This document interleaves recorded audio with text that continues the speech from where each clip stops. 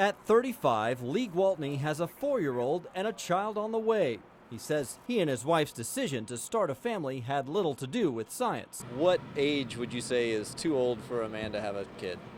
50.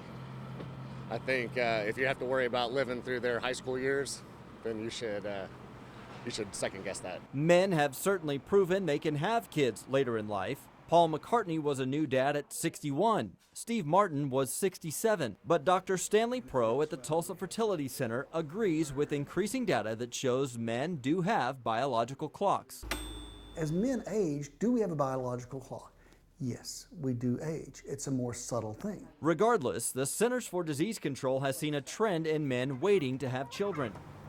The rate of men 34 and younger having kids has been declining since the mid-2000s, while the rate for men 35 and older having kids is rising. The big concerns that people are now beginning to bring up are, what are the effects genetically of older dads on their kids?